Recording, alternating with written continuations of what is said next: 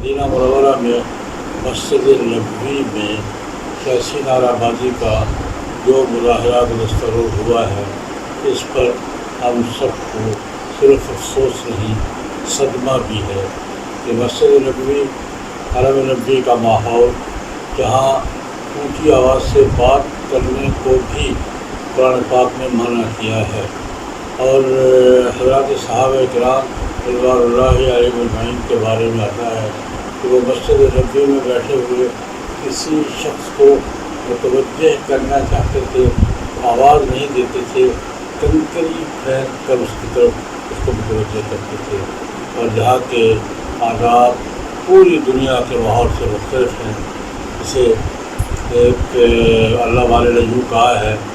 کہ ادب گاہیس زیر آسماں از عرش نازک تر، نفس تم کر درمی آئے جنید و بایزیدی جا۔ وہاں سیاسی نعرہ بازی نہیں بلکہ ہلڑ بازی ہوئی ہے۔ اس پر افسوس کا اظہار، صدمے کا اظہار ضروری ہے، اور یہ اپیل تمام دنیا کے طبقات سے خدا کے لیے حرمین شریفین کے ماحول کو بالخصوص مسجد نبوی کے معدب ماحول کو اپنے سیاسی مقاصد سے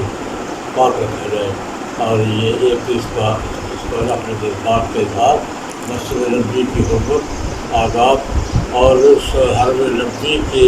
حوالے سے ایک ایمانی تقاضے کا ذکر ضروری ہے۔ الفاظ نہیں ہیں، غم کی ایک ایسی کیفیت ہے جو دور نہیں ہو رہی۔ آقا دو عالم صلی اللہ علیہ وسلم کے دربار میں حاضری کے لیے جاتے ہوئے جو شرمساری ہے وہ ناقابل بیان ہے۔ تاریخ میں گزشتہ 100 سال میں اس طرح کی بےہودگی اور بدتمیزی اس مقدس مطہر جگہ پر نہیں ہوئی۔ لہذا مجلس العالمی لتعظیم الحرمین الشریفین، پاکستان علماء کونسل، متحدہ جمعیت اہل حدیث، مجلس علماء امامیہ، جمعیت علماء اسلام سمیت پاکستان کی تمام مذہبی و سیاسی جماعتوں کا مشترکہ فیصلہ ہے کہ آج جمعۃ المبارک کو، آج ویسے بھی جو ہے جمعہ کا عنوان تعظیم الحرمین الشریفین والاقصی ہے، پورے ملک کے اندر یہ جو بربریت، وحشت، سفاکیت، ایسا جرم کیا گیا ہے کہ جو ناقابل بیان ہے، مسجد نبوی کی تعظیم، روضہ رسول صلی اللہ علیہ وسلم کی تعظیم و حرمت کے خلاف۔ لہذا میں تمام علماء، ائمہ، خطباء سے اپیل کرتا ہوں کہ وہ اس پر سخت احتجاج کریں، اور پاکستان کے اندر جن لوگوں نے اس وائلنس کو ابھارا ہے، پاکستان کی حکومت کی ذمہ داری ہے کہ ان کے خلاف ایکشن لے۔ سعودی عرب کی حکومت اپنے قوانین کے خلاف اقدامات کرے گی اور کر رہی ہے۔